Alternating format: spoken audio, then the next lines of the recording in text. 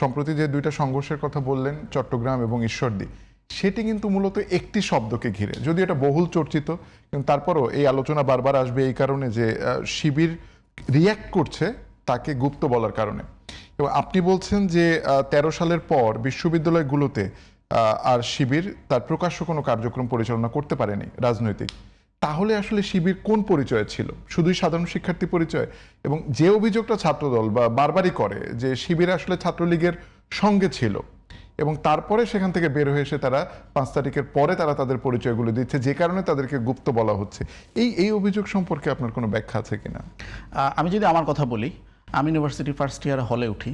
তো university first ইয়ারের পরিবেশটা কেমন ছিল এটা সবাই জানে, যে সেখানে ছাত্রলীগ গণরুম নিয়ন্ত্রণ করতো, তো আমাদেরকে গণরুমে থাকতে হয়েছে। এখন এইটাকে যদি কেউ বলে আমি ছাত্রলীগ করেছি, আমার মনে হয় এটার কতটুকু সত্যতা আছে এটা মানুষ জাজ করতে পারবে।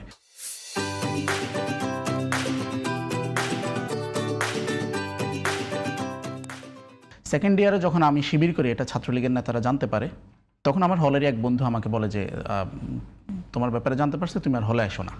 তো সেদিন থেকে আমি মূলত আজিমপুরে মেসে থাকা শুরু করি, ইউনিভার্সিটি মাস্টার্স শেষ হওয়া পর্যন্ত সেদিকেই থাকি। তো আমাদের বেশিরভাগ নেতাকর্মী যারা আছেন, দায়িত্বশীল জনশক্তি, একটা বড় অংশ মূলত মেস কেন্দ্রিক তারা এই সময়টাতে থেকেছে। ছাত্রলীগের আন্ডারে ফার্স্ট ইয়ার সেকেন্ড ইয়ারে থাকার চেষ্টা করলেও, মানে গণরুমে থাকার চেষ্টা করলেও একটা বড় অংশ মূলত ক্যাম্পাস এরিয়ার আশপাশে আজিমপুর, কাটাবন, লালবাগ, চাঙ্কারপুল এরিয়াটাতে মূলত আমাদের লোকজন মেস নিয়ে থাকার চেষ্টা করেছে। আর মূলত ইউনিভার্সিটির ফার্স্ট ইয়ারের ইকোসিস্টেমটা আসলে কি, ছাত্রলীগের যে সিস্টেমটা ছিল, তাদের মূলত রিক্রুটমেন্ট এবং রাজনীতি টিকে থাকে ফার্স্ট ইয়ারদের ছেলেদের মাধ্যমে, যে তাদেরকে সিট দিবে, অনেককে হচ্ছে নানান ধরনের ভয় ভীতি দেখানো, কাউকে প্রলোভন দেখানো। সেই জায়গা থেকে একটা ক্ষুদ্র অংশ পরবর্তীতে অ্যাক্টিভলি রাজনীতিতে থাকে। মূলত ফার্স্ট ইয়ারের পর সেকেন্ড ইয়ারে যখন কেউ সিট পেয়ে যায়, এরপর তার অ্যাক্টিভলি রাজনীতি করার প্রয়োজনও পড়ে না। কেউ ছাত্রলীগ না শিবির নাকি ছাত্রদল, আমার অনেক বন্ধু ফোর্থ ইয়ার মাস্টার্স পর্যন্ত যারা ছাত্রদল করেছে তারা হলে ছিল।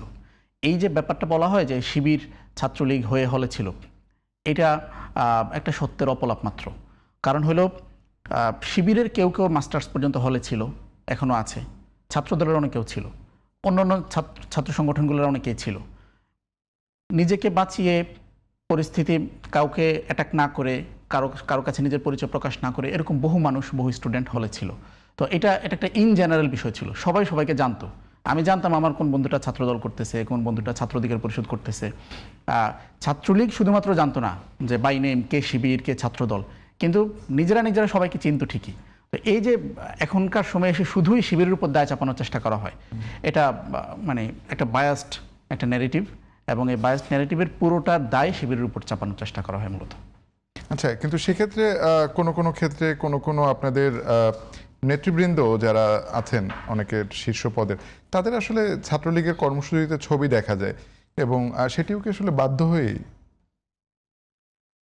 দেখা যায় যে তখনকার যারা ছাত্রলীগের ক্যাম্পাস সভাপতি ছিলেন, সাধারণ সম্পাদক, তাদের কোনো একটা কর্মসূচিতে তাদের উপস্থিতি দেখা যাচ্ছে?